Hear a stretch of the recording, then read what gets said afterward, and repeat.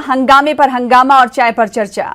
इस मौजू का ताल्लुक मौजूदा सियासी हंगामे से जुड़ा है जो गुज़िश्ता 3 दिनों से देखने को मिल रहा है। सबसे पहले हमें यह जानना और समझना होगा कि आखिर हंगामा हो क्यों रहा है।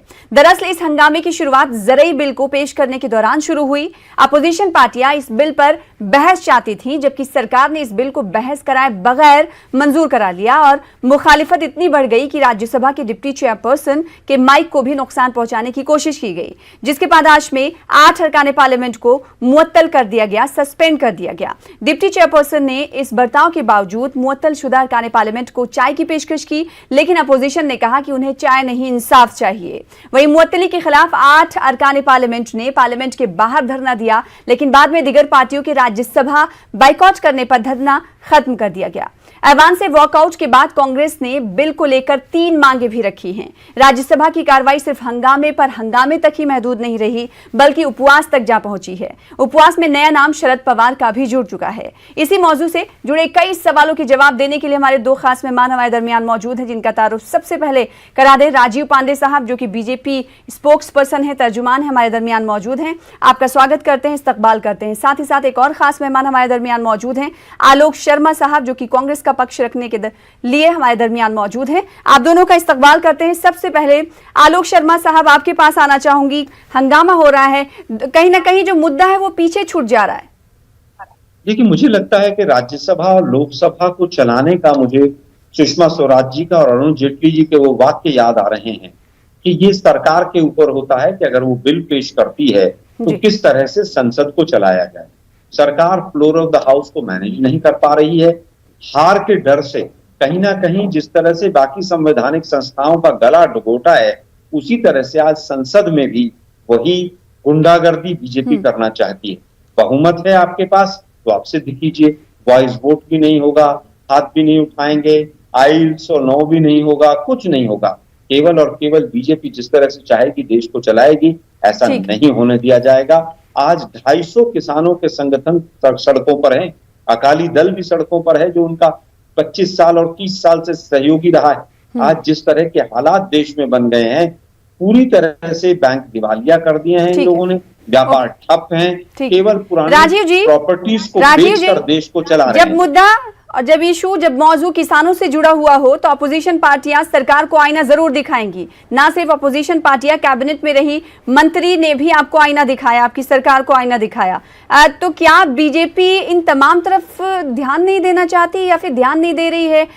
एक तरह से लग रहा है कि वोटिंग भी नहीं हुई, बिल भी पास करा लिया गया, यानी चिट भी पट भी आपका। सना जी, सबसे पहले वोटिंग नहीं हुई क्योंकि ये लोग मारपीट पर उतारू थे।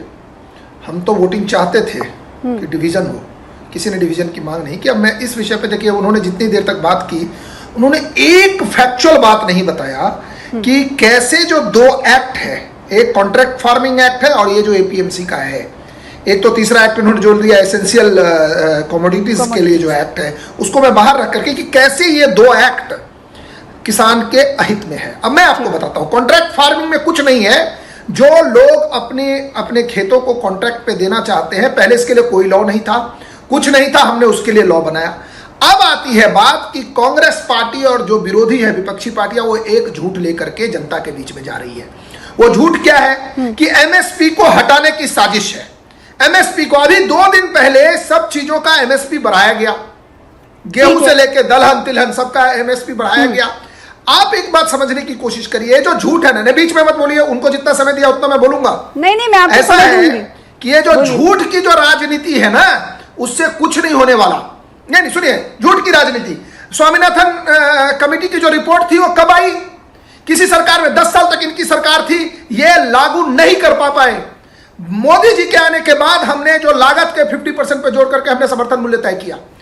जितने आज देश में जो किसानों के अकाउंट में 1 रुपया, मोदी जी से पहले किसी सरकार ने किसी किसान के अकाउंट में 1 रुपया डाला? मोदी जी की सरकार ने तय किया, क्योंकि जनता का पैसा, हम ये नहीं कह रहे कि बीजेपी डाल रही है। सरकार ने कहा कि हम किसानों की मदद करेंगे और हमने किसान के अकाउंट में पैसा डाला। मुझे आप एक बात बताइए, कितनी बड़ी झूठ है। 6 साल में कौन सा कंपनी बिका है बता दे? एकदम झूठ है। इन्होंने कंपनियों की हालत इतनी खराब कर दी, डिसइन्वेस्टमेंट हुआ अटल जी के टाइम में। आज इन्होंने एयर इंडिया चलाए, 70,000 करोड़ रुपया लॉस है आज एयर इंडिया का, कौन जिम्मेवार है? मनमोहन सिंह और सोनिया गांधी जिम्मेवार है। एयर इंडिया की जो आज हालत है 70,000 करोड़ के लिए कौन जिम्मेवार है? इनसे पूछिए। और तीसरी बात, लास्ट बात मैं करके अपनी बात समाप्त करूंगा, मुझे बताएं कि एक्ट में क्या लिखा है जो भारतीय किसान के विरुद्ध है। चलिए ठीक है, इस पर बात करें। ठीक है आलोक शर्मा, भाषणबाजी नहीं चलेगी। कांग्रेस को आखिर किन किन नुकात पर, किन किन पॉइंट्स पर आपत्ति है, एतराज है? इनके पास विपक्ष का नेता लायक एक सेकंड राजीव जी, आपने अपनी बात रख दी। आलोक जी, सबसे पहला जो पॉइंट मैंने कॉन्ट्रैक्ट फार्मिंग एक्ट भी पढ़ा है और मैंने वो एपीएमसी एक सेकंड चुप हो जाइए, आपको वक्त दूंगी राजीव। इसके बारे में कहां लिखा है कि खत्म होने वाली है? ये आप कोई तथ्यात्मक बात करेंगे तो मैं सुनूंगा जी। मैं तथ्यात्मक करूंगा, आपसे तथ्यात्मक उत्तर लेना चाहूंगा। केवल ये बता दीजिए कि अगर आप प्राइवेट कंपनीज को, प्राइवेट लोगों को कहेंगे कि आप जितना मर्जी भंडारण कर लीजिए और कॉन्ट्रैक्ट फार्मिंग के तहत आप फसल उगवा लीजिए किसान से, तो एमएसपी की गारंटी कौन देगा? क्या कहीं पर भी पूरे एक्ट में ये है कि जो वो कंपनियां बाहर वाली हैं, प्राइवेट कंपनीज हैं जो मंडी के बाहर माल खरीदेंगी, वो एमएसपी से नीचे नहीं खरीदेंगी? ये पूरे कहीं पर भी दोनों बिलों में कहीं नहीं। पहला सवाल। दूसरी चीज, एक किसान जो है जिसकी 2 एकड़ 1 एकड़ जमीन है, उसको बीज भी मिल रहा है, प्राइवेट कंपनी दे रही है, बाकी सब भी चीजें अगर उसको मिल रही हैं, तो एमएसपी को इंश्योर कौन कराएगा? पूरे अगर एक्ट में किसी भी क्लॉज में लिखा हो तो जरूर बता के जाइएगा। ठीक है आलोक जी, आखिर सरकार इस जानिब क्यों ध्यान नहीं देती? प्राइवेट परचेजर को लेकर बिल में कोई जिक्र नहीं किया गया, जिसकी मुखालिफत कांग्रेस भी कर रही है। 3 कारण हैं इस बिल को लाने के। सबसे पहला, बीजेपी हमेशा जमातखोरों के साथ रही है, इसलिए उन्होंने लिमिट को हटा दिया। 2015-16 आपको याद होगा कि किस तरह से 45 रुपए किलो दाल खरीदी गई और 200 रुपए किलो बाजार में बिकी। पिछले साल मध्य प्रदेश में यही हुआ, जब आपने प्याज को बाहर, 2 साल पहले की बात है कि प्याज बाहर बिकने लगा, लोगों ने 10 रुपए खरीदा और 15 रुपए सरकार को ही बेच दिया। यही काम आगे होने वाला है, पहला कारण। दूसरा कारण, जो इंश्योरेंस कंपनीज हैं, इंश्योरेंस कंपनीज, क्योंकि अभी किसान 1 एकड़ 2 एकड़ वाला इंश्योरेंस नहीं कराता बेचारा अपना, अब जब ये कॉन्ट्रैक्ट फार्मिंग शुरू हो जाएगी तो इंश्योरेंस कंपनीज अपना जो है पूरा तांडव वहां पर करेंगी। तीसरा, आज इनकम टैक्स की अगर आपको छूट चाहिए तो आपको मंडी की पर्ची चाहिए। मेरी मान लीजिए 2 एकड़ जमीन है और मुझे है कि मुझे 50,000 रुपए का या 25,000 रुपए का कोई बेनिफिट हुआ है किसानी में, तो उस पर इनकम टैक्स नहीं है। अभी उस इनकम टैक्स को बचाने के लिए हमें कहीं ना कहीं जो पर्ची होती है वो एपीएमसी की देनी होती है। अब प्राइवेट कंपनी, बहुत बड़ा इनकम टैक्स चोरी का बड़ी कंपनियों का खेल होगा। तीसरा जो मुख्य कारण है कि सरकार इससे क्यों भाग रही है, अभी एफसीआई को 80,000 से 1 लाख करोड़ रुपया अपना खर्च करना पड़ता है सरकार को, ताकि मिनिमम सपोर्ट प्राइस रहे, गेहूं और धान की खरीद हो सके। वो सरकार को नहीं करना पड़ेगा, तो सरकार अपना पल्ला झाड़ रही है और सरकार ने पूरी तरह से ये मान लिया है कि किसानों का गला दबाना है। तो आलोक जी, जिस तरह से राजीव सातव ने कहा है कि ये सिर्फ पार्लियामेंट और पार्लियामेंट के बाहर ही नहीं बल्कि अब कांग्रेस सड़कों पर भी इस मुद्दे को लेकर उतरेगी, तो आने वाले दिनों में ये देखा जाए कि जोरों शोर से किसानों के साथ कांग्रेस शाना बशाना खड़ी रहेगी। लैंड एक्विजिशन बिल जब आया था, 3 बार ऑर्डिनेंस आया मैम, 2014 और 15 में इनकी सरकार बन गई और हमने सरकार को मजबूर किया कि आप ऑर्डिनेंस को वापस लाइए और लैंड एक्विजिशन बिल में चेंजेस कीजिए। वो चेंजेस हुए। आज भी हम चाहते हैं कि आप इस दोनों कॉन्ट्रैक्ट फार्मिंग वाले और मेन एपीएमसी वाले एक्ट को आप 2020 को वापस लीजिए, चर्चा कीजिए। आपको कोई परिवर्तन करना है, किसानों से भी चर्चा कीजिए और हम संसद से लेकर सड़क पर इस पर चर्चा करेंगे। अभी बीजेपी के प्रवक्ता बोल रहे थे कि हम लागत का 1.5 गुना मूल्य, शायद भूल गए 2016 में सुप्रीम कोर्ट ने 700 पेज का एफिडेविट दिया था, 700 केंद्र सरकार ने, इस जो लागत का 1.5 गुना मूल्य है वो देना संभव ही नहीं है, उससे इन्फ्लेशन हो जाएगा। 700 पेज का एफिडेविट दिया था इन्होंने।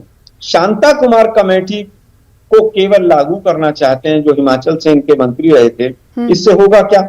इससे एफसीआई को फायदा होगा, लेकिन गरीब आदमी मारा जाएगा, क्योंकि जब एफसीआई नहीं खरीद करेगी तो पीडीएस सिस्टम पूरी तरह से डिस्टर्ब हो जाएगा।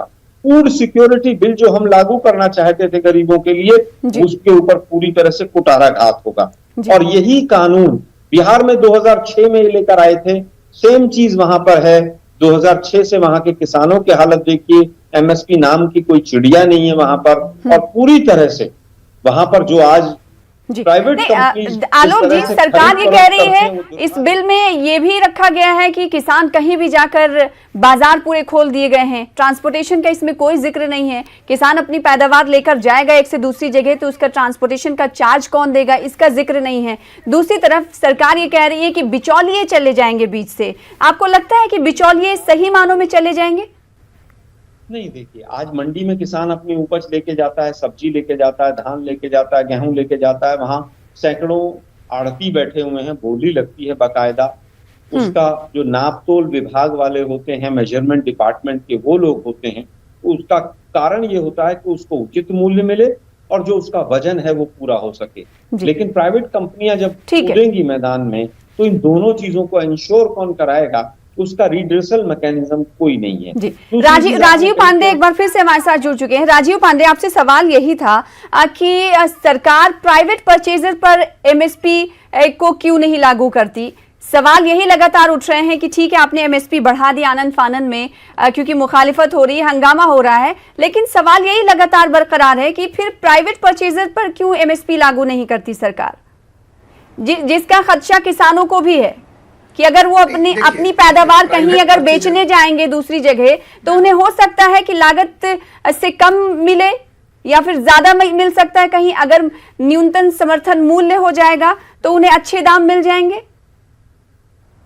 या फिर इसका प्रावधान सरकार क्यों नहीं रखती कि अगर एमएसपी के मुताबिक पैसा नहीं देंगे तो उनके ऊपर कार्रवाई होगी? नहीं, देखिए ऐसा है, जो प्राइवेट बिजनेस है उसके लिए आर्टिकल जो है जो भारत के संविधान में, बिजनेस अगर मैं कर रहा हूं या आप कर रहे हैं तो आपका अधिकार है, आपका भी चैनल है। सर आप किसको रखते हैं और किसको कितना पैसा देते हैं इसकी सरकार तहकीकात नहीं करती, पहली बात। अभी जो बात हो रही है, ऑलरेडी एपीएमसी जो है वो रहेगा और उसमें एमएसपी सरकार खरीदी करेगी। अगर कोई व्यक्ति एमएसपी से ज्यादा पर जाकर के डायरेक्टली किसान से, ये किसान के पास ऑप्शन है, तो इसकी गारंटी कौन लेता है सर? एमएसपी पे जाकर के सरकार को बेचे या एमएसपी से ज्यादा, अगर कोई गारंटी क्या है कि ज्यादा लागत से ज्यादा कीमत पर उसकी पैदावार? मैं जवाब दे रहा हूं ना, आप सुन, मैं बता रहा हूं ना। अगर मैं एक किसान हूं, मुझे 100 रुपया दे रहा है प्राइवेट प्लेयर और एमएसपी जो गवर्नमेंट का है वो 105 रुपया दे रहा है, तो मैं 100% जाकर के एमएसपी पे बेचूंगा। क्या बात कर रहे हैं आप? ये कांग्रेस पार्टी ऐसे ही करती है। कितने % किसान जाके अपनी पैदावार बेचते हैं? आप ये बताइए राजीव जी, एमएसपी के अंदर कितने % जाके किसान अपनी पैदावार बेचते हैं? मैं उसकी जवाब दे रहा हूं, आप ये बता दीजिए। देखिए, अच्छा तो आप कितने निर्भर रहते हैं? मेरा सवाल ये है, कितने किसान निर्भर रहते हैं? कितने % किसान निर्भर रहते हैं एमएसपी पे? मुझे अब तो आप देखिए, दोनों में से एक आर्गुमेंट लीजिए कि आज जो परिस्थिति थी, आपने एक दूसरा सवाल उठा दिया, दूसरा सवाल उठाया कि कितने किसान जाते हैं, तब आपको जाकर के देखना पड़ेगा कि 6 साल में सरकार ने कितनी खरीदी की है। 22 गुना जो मिनिमम सपोर्ट प्राइस पर गवर्नमेंट ने परचेज किया है, जो पिछले 10 साल में हुआ है। अब जाकर के इसका डाटा देख लीजिए।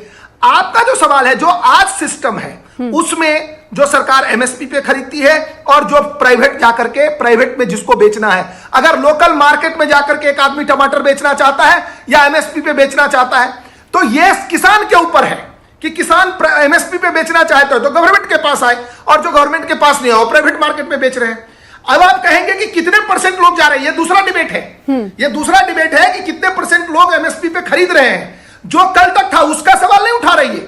ये इतना झूठ बोल रहे हैं, कह रहे हैं एमएसपी खत्म करने की साजिश है, ये एमएसपी खत्म करने की साजिश है, और डिबेट में बैंक बेच रहे हैं, पता नहीं कौन सा बैंक, आलोक शर्मा, बैंक बिकता था। आलोक शर्मा, लगातार भारतीय जनता पार्टी की तरफ से ये इल्जाम लगाया जाता रहा कि कांग्रेस लोगों को और किसानों को गुमराह कर रही है। एमएसपी खत्म भी नहीं हुआ, बल्कि एमएसपी में पैसे भी बढ़ा दिए गए, कल इसमें इजाफा भी किया है। फिर आखिर प्रॉब्लम क्या है?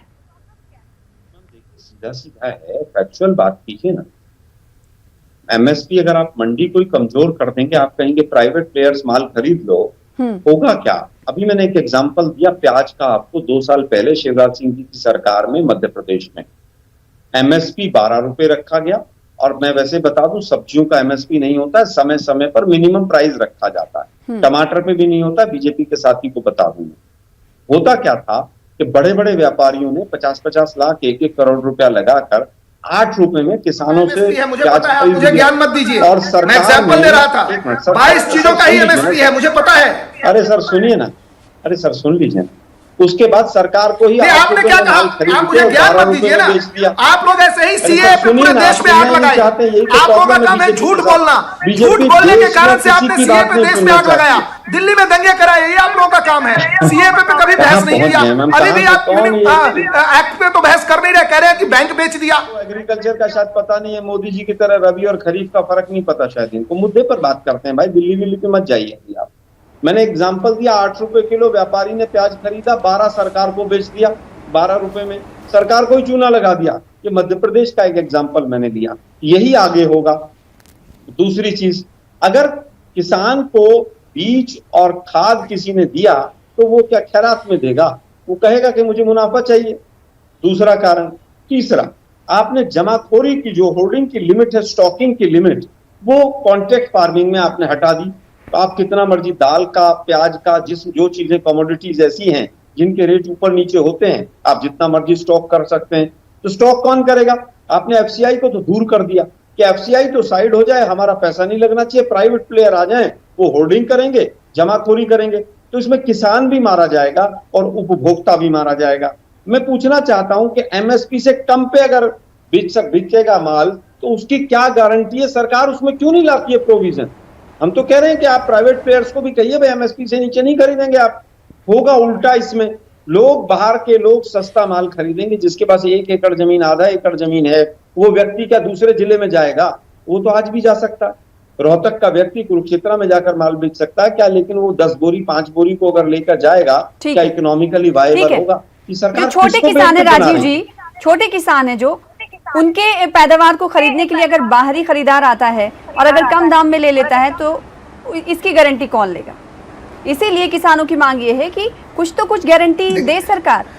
मैं देखिए सना जी, इन्होंने अभी क्या है ना, गोल पोस्ट शिफ्ट करने की एक आदत होती है। अभी इन्होंने कह दिया कि जमाखोरी हो रही है और वो सरकार को ही बेच देते हैं। ये तो हर स्टेट गवर्नमेंट, जहां के स्टेट गवर्नमेंट में जमाखोरी हो रही है, सरकार को एक्शन लेना चाहिए और जमाखोरों को पकड़ना चाहिए, उनको कानून के दायरे में उनको सजा दिलानी चाहिए।